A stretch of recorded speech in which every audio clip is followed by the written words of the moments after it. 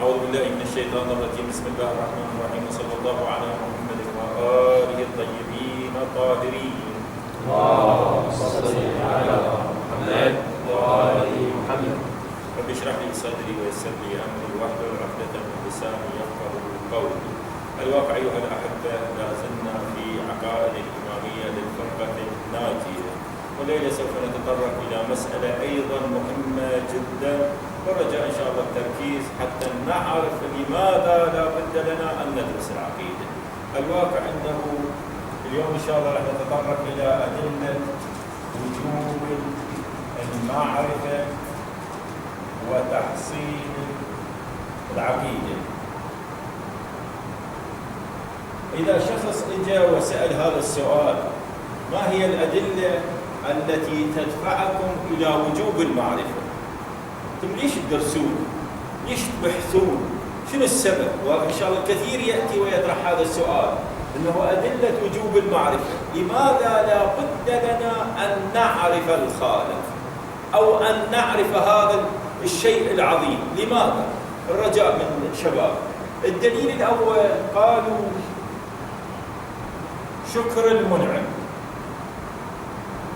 الدليل الأول قالوا شكر المنعم، والدليل الثاني قالوا دفع الضرر المحتمل. خلنا نأتي إلى شكر المنعم.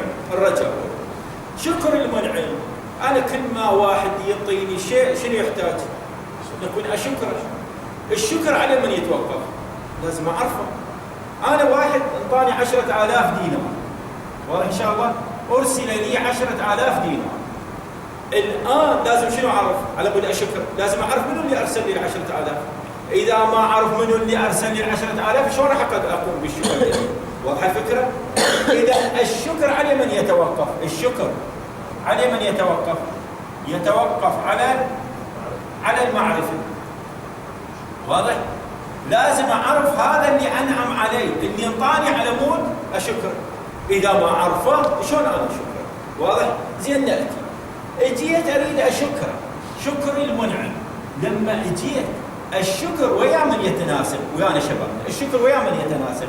يقولون يتناسب يا اخوان لدرس رياضيات، يتناسب تناسبا طرديا ويا من؟ مع النعم. يعني شنو؟ يعني كل ما زادت النعم شنو زاد؟ الشكر. واضح ان شاء الله؟ اذا اجينا الى الدليل الاول شكر المنعم. خلينا نرجع له. نقول أنا أحس أن هناك أشياء كثيرة عندي، هاي كلها من أجيت سألت أبوي قلت له يا أبتاه هل أنت أعطيتني هذا؟ أعطيتني العيون، أعطيتني الأنف، أعطيتني الرجلين، أعطيتني اليدين، أعطيتني، يقول لا مو أنا. أجي أسأل جدي أقول له أنت اللي أعطيت؟ يقول لا مو أنا. أسأل جيراننا، أسأل عمي، أسأل خالي، هذا الأكسجين، هاي الحركة مالتي، كل شيء، هاي قطرة الدم نفسها اللي من اليوم مع ما وصل إليه العلم والطب لم يستطيعوا أن يوجدوا قطرة دم. لم يستطيعوا الطب بما وصلوا إليه أن يوجدوا خلية حية. إذن هذا كله اللي عندي لازم واحد ينطاني. من هو؟ أروح أدور عليه. ليش أدور عليه؟ لأنه على مدى شكره. اجيت دورت عليه، لازم شنو هو؟ إذا أريد شكره على هذا اللي كل اللي انطاني لازم أعرفه حتى شكره. اجيت من هو هذا؟ أبوي قال لا مو أنا، جدي مو أنا، شيخ العشيرة مو أنا، رئيس الجمهورية مو أنا، الموجودين بالكرة الأرضية كل من يقول مو أنا اللي انطيته. إذا منو اللي انطاني؟ لازم فرد واحد انطاني. هذا اللي انطاني شنو يحتاج؟ يحتاجه شنو أسوي؟ لازم أشكره. ليش؟ لأنه عقلا من المعيب إنه واحد يقدم لك كل شيء وأنت ما شكر. عند الشكل، عند العرب، عند العجم، عند كل واحد. إذا واحد داير باله عليك شنو تقول؟ واحد يوميا الصبح يجيب السيارة مالته بشغلها تبريد، وقفها يم الباب وينتظرك ساعة أو ساعتين لما ما تطلع، صعدك بالسيارة وصلك للمكان أنت تريد توصل له، بعدين رجعك. شنو يحتاج؟ هذا كل اللي يسوى شنو يحتاج؟ لازم الشكر. واضح ان شاء الله؟ والدتك تبرد يوميا صباحا هي تسوي لك تغسل الملابس مالتك، ما ادري شنو، هاي الامور كلها شنو تحتاج؟ لازم تشكرها. اجيت لهذا اللي انطاني كل هاي النعم، شنو يحتاج؟ لازم شكر. الشكر على من يتوقف قلنا؟ صاحب النعم يحتاج عليه، شنو يحتاج؟ لا بد، شنو لا بد؟ لا بد من شكره. والشكر على من يتوقف؟ يتوقف على المعرفة. إذا النتيجة، إذا لا بد من المعرفة. إذا الدليل الأول لما اجينا الدليل الأول على وجوب المعرفة لله جل وعلا، شنو الدليل الأول؟ شكر المنعم. هذا مسألة عقلية. كل واحد ينطيني شيء شنو يحتاج؟ لازم أشكره. زين إذا واحد انطاني كل شيء، كل حركة من عندي، كل تنفس، كل شيء، كل وجودي منين ماخذ؟ من عنده. شنو يتوقف هذا؟ يتوقف لازم أعرفه. احنا مصيبتنا أيها الأحبة نعرف كل شيء أريد، بس الواحد أنا ذكرت بس واحد ما بدنا نذكره، الله جل وعلا الوحيد اللي يمطانا كل شيء. لو واحد الآن يساعدنا بأبسط شيء يصير بقلوبنا تبدي تتحرك. منو هذا اللي يعطاني الفلوس؟ منو اللي يدز لي الموبايل؟ منو كل ساعة تروح تسألك واحد هذا الموبايل اللي جالي هدية منو اللي وداني؟ رحم الله والديكم يحبني يقول لي، يقول لك ليش؟ يقول والله بدي شكرا جزاه الله خير. دزالي موبايل، زين اذا دزالي موبايل ودزالي سياره ودزالي مرة ودزالي قطعة ارض ودزالي رصيد ودزالي اوكسجين ودزالي لاني كلهن دزاهن الي، غير اعرفه منهم لو ما يحتاج المعرفه. اذا عرفت ليش ادي الشكر مالته. زين من اجيت؟ هذا شكر المنعم. الدليل الثاني دفع الضرر المحتمل. الرجاء من شبابنا يركزون يعني بهاي المساله.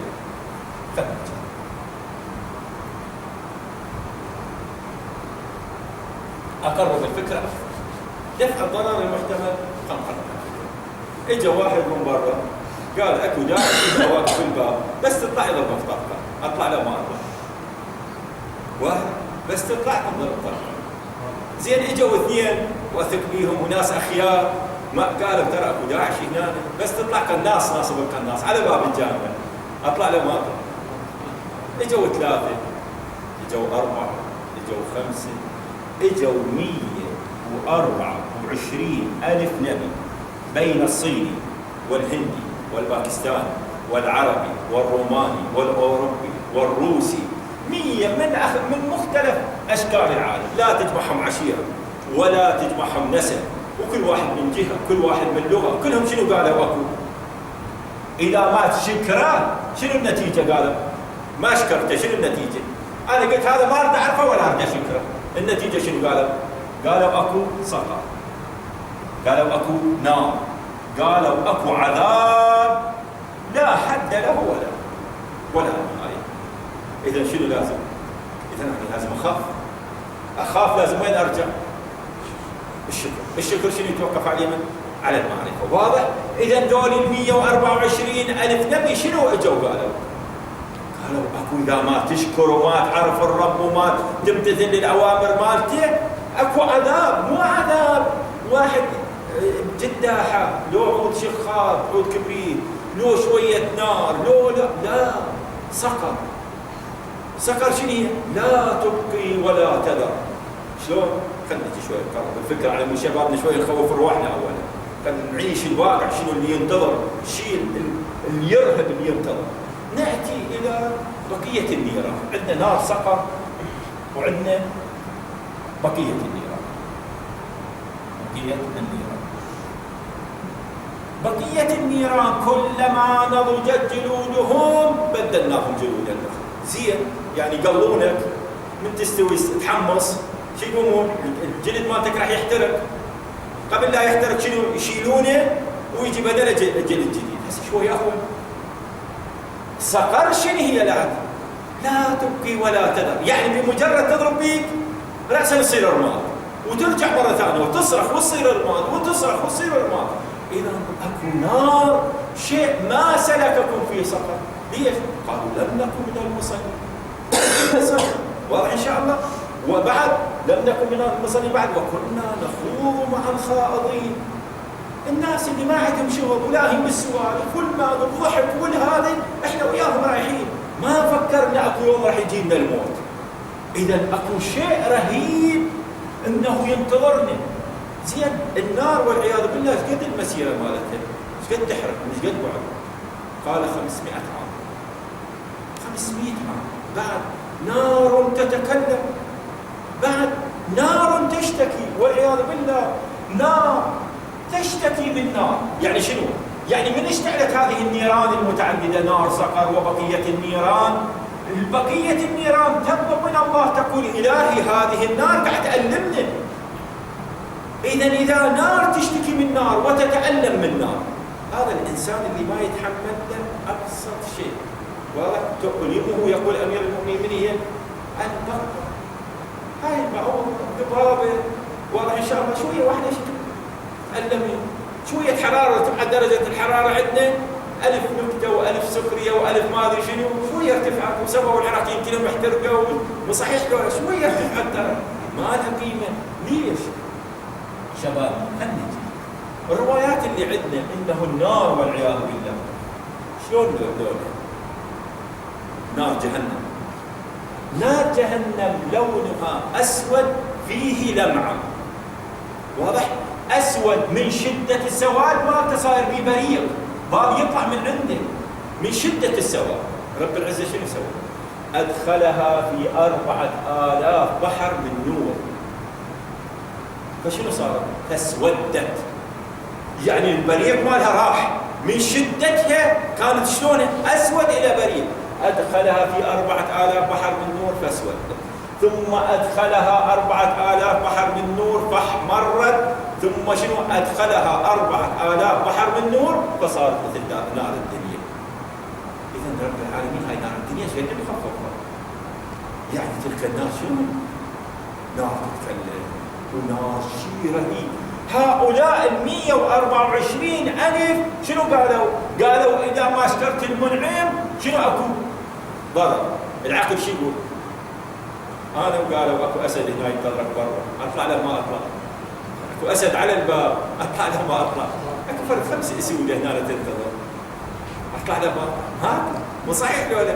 هم قالوا أكو 5 أسود تنتظرك. قالوا أكو عذاب لن تخطر على بالك. اكو شيء رهيب رهيب، يعني ايش قد واحد يجي يتصوره ما يستطيع انه يتصوره، راح ينتظر زين الى نهايه لا ما الى نهايه. بس انا اطلع ياكل لي الاسد وخلاص متت. بس هناك النار من تاكل بيه لها نهايه ولا ما لها نهايه؟ والاسد شويه ياكلني راحت الروح مالتي خلاص متت. بس تلك النار والعياذ بالله لها نهايه، يوم يومين شهر. فكما نسيت اياتنا فكذلك اليوم تنسى. بعد الصيح رب ارجعوني لعلي اعمل صالحا فيما تركت. شيء جواب الالهي كلا انها كلمه هو قائلها، يعني واحد يسوي فيها روحه، يعني اكو رجعه لو ماكو رجعه. بعد زين يوم القيامه انسان يجوز بالدنيا اوصل لي فلان وفلان، عندي علاقه بالمحافظ، عندي علاقه بالمسؤول الفلاني ويا رئيس الوزراء ويا القاضي الفلاني، هناك اكو واصلات لو ماكو. يوم ينفخ في الصور فلا انساب بينهم، واضح؟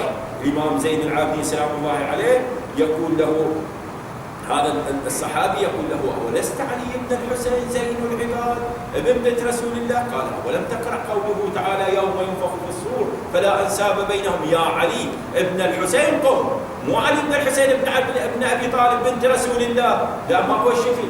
يا علي بن الحسين بالاسم، بعد خلاص ماكو نسب، ماكو تجي ابن فلان وابن فلان والعشيرة الفلانية، لا عشيرة ولا نسب ولا. الرسول صلى الله عليه وآله يقول للصديقة الكبرى فاطمة الزهراء بني فاطمة لا أغني عنك من الله شيئا. هاي هي بضعة الرسول اللي هي روح التي بين جنبي، اللي عبر عنها ما عبر. شو يقول يوم القيامة شنو أكو؟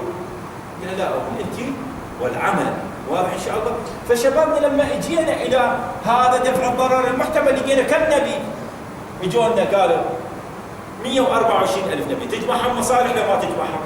ما تجمعهم، كل واحد من عشيرة، كل واحد من قومية، وقسم من عندهم مات وما يدري أصلا النبي الموجود بالدولة الثانية. واضح؟ نبي الله موسى سلام الله عليه إلى أن وصل إلى مدين يلا عرف أكو نبي الله شعيب هناك موجود بمدين. إذا أكو أنبياء ماتوا وما يدرون بالأنبياء. واضح الفكرة؟ لما نجي هذول كلهم ايش راح يصير؟ دفع الضرر المحتمل. شلون ادفعه؟ لازم شنو؟ اعرف اللي انا انعم عليه. اذا عرفته لازم اشكره. اذا شكر شلون الشكر يصير؟ عن طريق العباده. اذا هذا كله يدفعنا الى انه شكر المنعم. انا من اجي ابدا شكر اقول يعني شنو؟ رحم الله والديك؟ لا مو الشكر، لازم اعبده. لازم امتثل لاوامره حتى ادي الشكر مالته، واضح؟ ناتي الان شيء اخر. واحد يقول راح ندخل مساله رياضيه ان شاء الله، الاخوان ان شاء الله يحبون الرياضيات ما يحبونه شويه بس حتى نهتم بالموضوع ان شاء الله.